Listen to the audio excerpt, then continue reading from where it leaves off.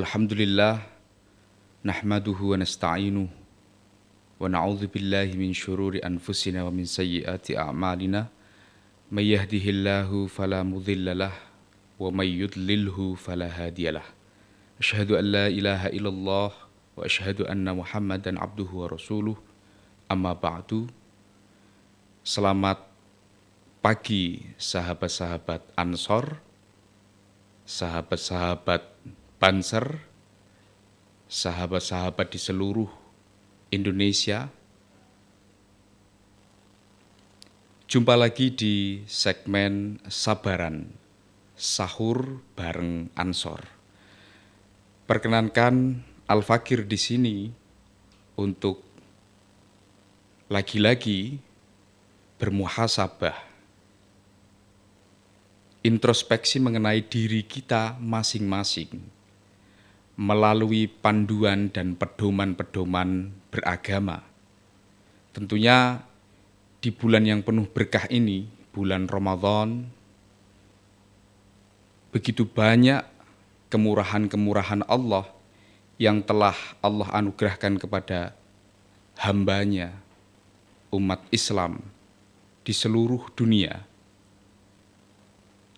Bagaimana cara mereka menyalurkan kebahagiaan, bagaimana cara mereka memanifestasikan keceriaan, dan bagaimana Allah menganugerahkan kepada seluruh hambanya untuk bertakarrub, untuk betul-betul mengoptimalkan tentang apa yang dinamakan bulan Ramadan itu sendiri. Di kesempatan yang berbahagia ini, di segmen Sahur bareng Ansor atau Sabaran, Al-Fakir ingin mengetengahkan mengenai sebuah tema, yaitu fadilah-fadilah sholat tarawih. Sebagaimana yang kita ketahui bersama, sahabat, bahwasanya Allah sendiri telah mengistimewakan bulan Ramadan ini di antara sekian bulan-bulan yang lain.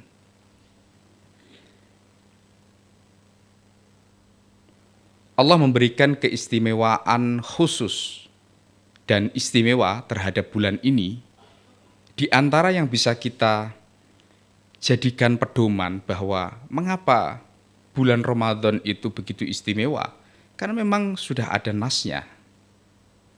Literaturnya berbunyi, as-saumu li wa ana ajzi bihi.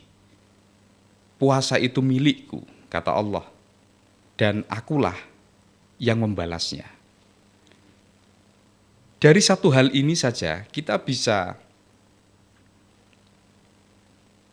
berimajinasi lah. Sebelum masuk pada teks-teks keagamaan, kita bisa berimajinasi bahwa Allah sendiri yang mengatakan, puasa itu milikku, maka aku sendiri yang membalasnya. Mengenai keikhlasan, mengenai bentuk pengabdian yang seharusnya tidak ada yang tahu. Dan yang namanya keikhlasan tentu, ikhlas sendiri bermakna kemurnian, ketulusan. Maka ketika kita melakukan sesuatu di bulan Ramadan, dan kadang kala terbersit ada hal-hal di luar apa yang kita pikirkan, maka kita dianjurkan untuk mengendalikannya. Karena ya tadi itu, naskahnya berbunyi, as-saumu li wa ana ajzi bihi. Puasa itu milikku dan aku yang akan membalasnya.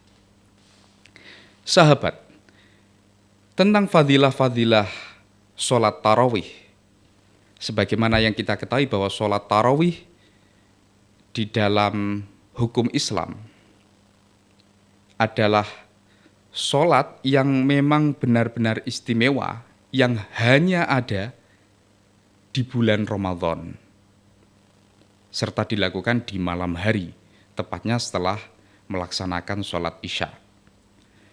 Sholat tarawih sendiri hukumnya adalah sunnah muakkadah, artinya sunnah yang memang benar-benar dikukuhkan, yang sangat kuat. Bahkan di suatu riwayat ketika Rasulullah SAW, ini intisarinya, bahwa Rasulullah melaksanakan sholat tarawih ketika bulan Ramadan terhitung hanya 3 hari. Setelah itu beliau melaksanakan sholat tarawih di rumah karena khawatir sholat ini nantinya akan menjadi syariat, akan menjadi hal yang memang sangat wajib dilakukan oleh kaum muslimin. Sehingga setelah itu beliau melaksanakan sholat di rumah. Tetapi sahabat, akhirnya sholat ini menjadi sholat yang memang benar-benar katakanlah ya, untuk sekiranya kaum muslimin berrekreasi, bermunajat, berbisik kepada Allah Subhanahu wa taala di eranya Sayyidina Umar ibn Khattab, di mana muncullah istilah tarawih sendiri yang merupakan bentuk plural dari sebuah susunan morfologi berupa rawwaha yurawwihu tarwih. Jadi masdar dari rawwaha kemudian dijamakkan, dibentukkan plural menjadi tarawih, yang kira-kira bermakna istirahat, enak-enakan, seger-segeran gitu ya. Karena 2 rakaat salam, 2 rakaat salam. Kemudian sahabat, mengenai keutamaan-keutamaannya begitu banyak ya. Begitu banyak sekali. Katakanlah ada keutamaan, diantaranya adalah yang pertama, mungkin akan saya sebutkan 3 hal saja nanti ini. Yang pertama adalah keutamaan melakukan sholat tarawih, yaitu mengukuhkan silaturahim.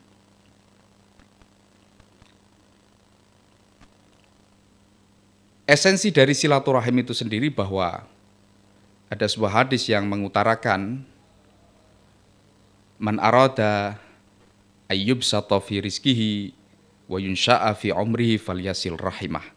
Jadi barang siapa yang ingin dilancarkan rizkinya, dipanjangkan umurnya, maka bersilaturahimlah. Yang kedua, bahwa jika kita melaksanakan sholat tarawih berjamaah di masjid atau mushola, maka jelas ya, kita mendapatkan pahala. Pahala apa saja? Bukan hanya pahala sebagai umat muslim, yang jelas koridornya yaitu memakmurkan masjid, kemudian bersilaturahim, kemudian bersenyum sapa, dan seterusnya. Tetapi di balik itu semua ada hal-hal yang mungkin berbeda dan memang berbeda dengan bulan-bulan yang lain.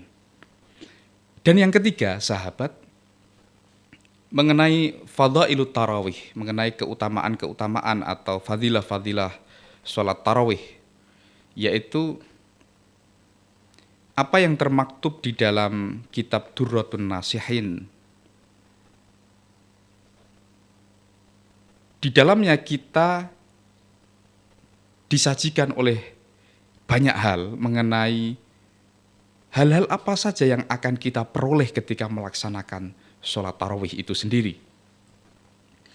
Katakanlah di dalam kitab Durratun Nasihin itu ketika mengutarakan bagaimana fadilah atau keutamaan melaksanakan sholat tarawih di malam pertama, maka di situ diterangkan bahwa yakhruju dzambuhu kayaumi akhrajathu ummuhu.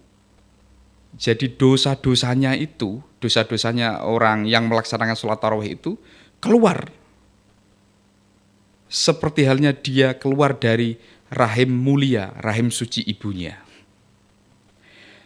Kemudian, sahabat, Di malam kedua ketika kita melaksanakan sholat tarawih, wa fil lailati atsaniyati yughfaru lahu wa li abawaihi in kana mu'minaini. Jadi fadilah atau keutamaan melaksanakan sholat tarawih di malam kedua, ini termasuk fadilah-fadilah sholat tarawih dari 3 term tadi ya, yang pertama, yang kedua, kemudian yang ketiga ini ada beberapa subnya.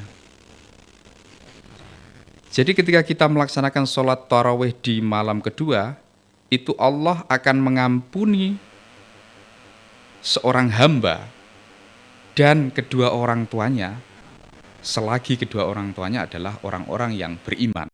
Wa fil lailati ats-tsalitsati yunadi malakun min tahtil arsy ista'nifil amal ghafarallahu dzunubaka. Jadi ketika kita melaksanakan sholat tarawih di malam ketiga, maka para malaikat itu mengundang-undang, istilahnya memanggil-manggil seorang hamba dengan istilah ista'nifil amal. Awali hal baik, ciptakanlah kebaikan-kebaikan. Ghafarallahu dzunubaka, maka Allah pasti akan mengampuni dosa-dosamu.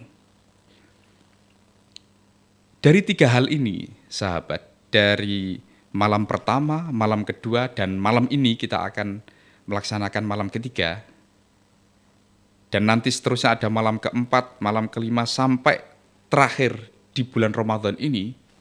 Di dalam kitab Durratun Nasihin itu semuanya jelas tertera apa yang harus dilakukan. Di antaranya adalah fadhailu sholatit tarawih atau keutamaan sholat tarawih ketika wa fil lailati ar-rabi'ati. Malam keempat di antaranya adalah kita akan mendapatkan pahala seperti halnya membaca kitab Taurat, Injil, dan Zabur. Malam kelima, malam keenam berbeda-beda lagi. Kita kembali ke pernyataan Al-Fakir di awal tadi bahwa as-saumuli wa ana ajzi bihi. Puasa itu milikku, maka aku yang akan. Jadi ini adalah bentuk keikhlasan yang paling paripurna menurut Al-Fakir, di mana tidak ada yang mampu membalas pahala dan amal-amal kita kecuali Allah Subhanahu wa taala. Siapa sih yang tahu bahwa pribadi kita itu puasa atau tidak? Siapa sih yang tahu bahwa kita tadi habis makan atau tidak? Itu hanya persoalan makan dan minum saja, belum lagi persoalan hati, belum lagi persoalan pikiran, dan seterusnya dan seterusnya. Masih banyak sekali mengenai fadilah-fadilah yang ada di dalam sholat tarawih. Namun kiranya 3 hal tadi dengan yang ketiganya, yaitu apa yang tertera di dalam kitab Durratun Nasihin, kiranya sahabat menjadi motivasi kita untuk terus meningkatkan kebaikan demi kebaikan dan akan membuahkan kebaikan berikutnya. Tentu dengan kadar, kalau di Sabaran atau Sahur Bareng Ansor di episode pertama kita berbicara man shoma Ramadhana, gitu ya. Jadi lebih eksplisit menuju somanya, tetapi mengenai fadhailu sholatit tarawih juga disepakati oleh jamaah bahwa Imam Bukhari maupun Imam Muslim juga sepakat bahwa man qama Ramadhana imanan wahtisaban ghufira lahu ma taqaddama min dzambi. Barang siapa yang melaksanakan qiyamul lail di bulan Ramadan imanan dengan beriman, wahtisaban, dan mengharap ridha Allah Subhanahu wa taala, ghufira lahu ma taqaddama min dzambi, maka Allah pasti akan mengampuni dosa-dosanya yang telah lalu. Demikian, mohon maaf, wallahul muwaffiq ila aqwamit thoriq. Wassalamualaikum warahmatullahi wabarakatuh.